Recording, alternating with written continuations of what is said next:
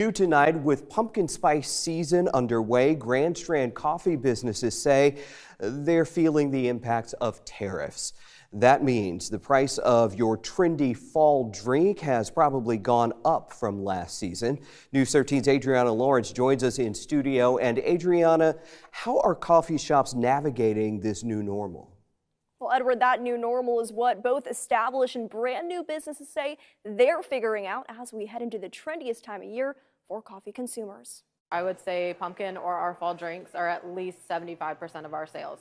People come out just for that specifically. None of us would be in existence if Starbucks had not brought specialty coffee and espresso culture to the U.S. If you're headed to your local coffee shop for the trendiest fall drink, pumpkin spice, expect to pay a little more than last year.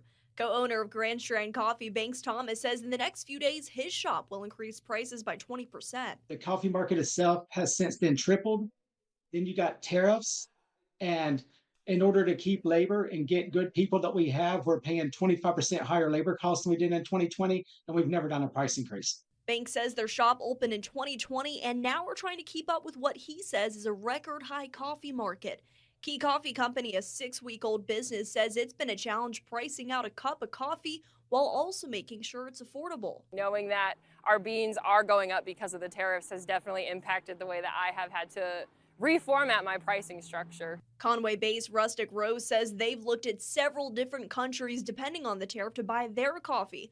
Owner Kimberly Brewster says she thinks the price for a cup of coffee now is here to stay. We really need to start seeing coffee as an actual luxury product.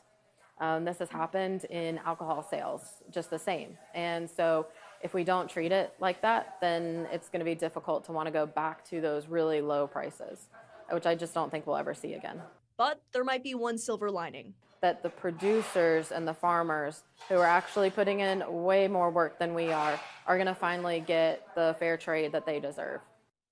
Now, the U.S. Department of Agriculture reported in 2023, 80% of the unroasted coffee we receive comes from Latin America. 35% is from Brazil. Yeah, that's a big chunk. So what are the tariffs on Brazil right now? Well, at the end of July, the Trump administration began implementing 50% tariffs total on Brazil, which also happens to be the country which provides us with the most coffee beans out of any country in Latin America. All right, a timely story. Thank you, Adriana.